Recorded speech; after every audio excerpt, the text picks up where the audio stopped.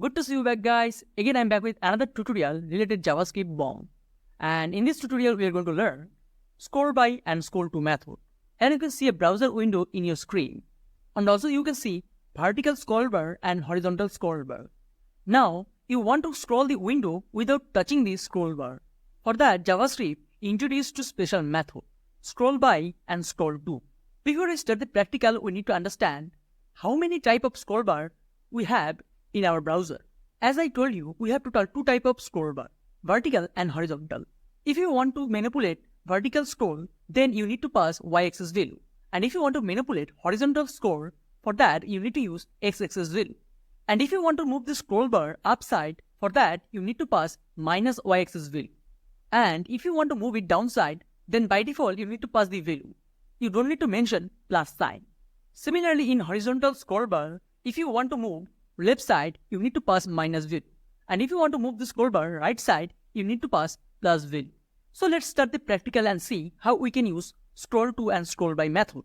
So as you can see, side by side, I open my Visual Studio Code editor and my browser using live server extension. And I already created an HTML document named index.html. As you can see, inside the body tag, we have a heading tag. And now I want to use the scroll bar. For that, I'm going to add a paragraph, a big paragraph. So here I'm going to use p tag. And inside this p tag, I'm going to type lorem 2000. Here I'm going to add 2000 word of paragraph. It's a huge one. And I'm going to save this file. Here you can see a scroll bar in our browser. And now we need to add a button below the heading tag. So here I'm going to type button. And here I'm going to type a caption and I'm going to type scroll window.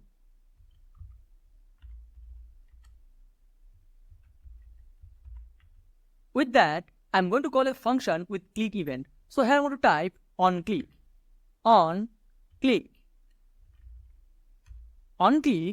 and our function name is scroll window. And I'm going to copy the function name. And inside the script tag, I'm going to define the function, and our function name is scroll window.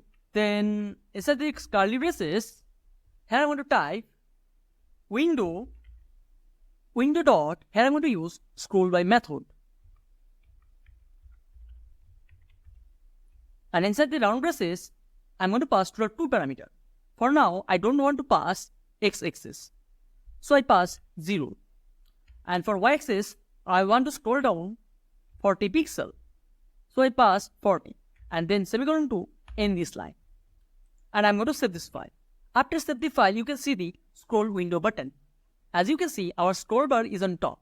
But if I press scroll window button, then you can see it moved down 40 pixels. If I press again it moved down 40 pixels. But now I want to scroll it upward direction. For that, here I need to pass minus value. So I pass minus 40 and set this file. After press scroll window, as you can see, it moved our scroll bar upward direction. So here we work with vertical scroll bar. Let's work with horizontal scroll bar. For that, we need to take a div tag. So here I'm going to type div.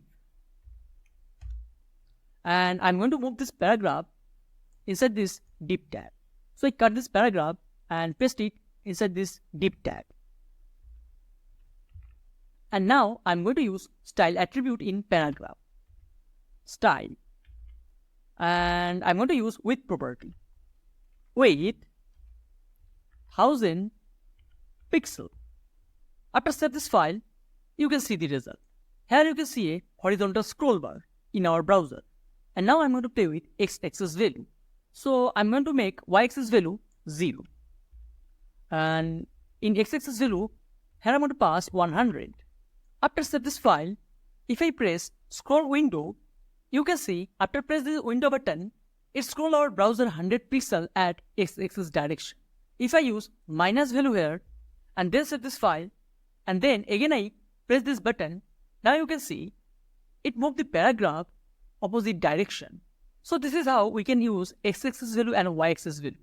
Now let's talk about scrollTo property. So I'm going to duplicate this line and comment out previous one. And here I'm going to change scrollBy with scrollTo. And I'm going to save this file. Also, I'm going to change the value. 0 at x-axis and 0 at y-axis and save this file.